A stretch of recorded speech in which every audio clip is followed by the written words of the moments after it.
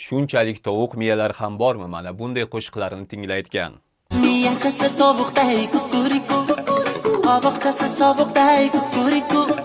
Oshig'iman uni axir biladiku, kukuriku kukuriku kukuriku. So'ziga ahamiyat beryapsizmi? Miyachasi tovuqday kukariku kukariku.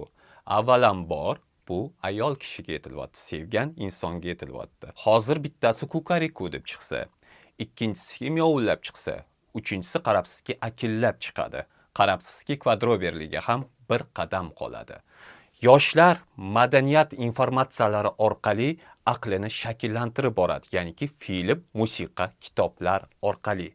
O'ylayapsizmi? Avvallari hattoki rus tili qo'shib aytilinsa, zapretga tiqar edi o'zbek navo. Nima, ruscha mumkin emas, hayvonchasiga mumkin bo'lib qoldimi? Biz ijodkorlar nima yetkazayotganimiz haqida katta mas'uliyat bilan o'ylab ko'raylik. Bizani yetkazayotgan narsaga qarab, butun xalq va yangi avlod shakllanadi. Ko'pchilik xonandalarning bahonasi xalq nima talab qilsa, shuni yetkazamiz deb aytishadi.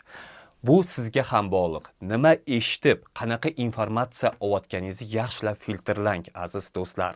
Chunki siz nimani qabul qilsangiz, bular shunday mahsulot yetkazib berishga harakat qilinadi. Agarda umuman xalqimiz, farzandlarimiz rivojlanishini xohlasak, qanday informatsiya olayotganimizga ahamiyat berib, faqatgina sifatli mahsulotlarni qabul qilaylik. Agarda sizga yoki yaqinlaringizga saviyasi baland qo'shiqlar kerak bo'lsa, 25 yillik tajribaga ega shoir va bastakor Timur Ibragimovich xizmatingizda.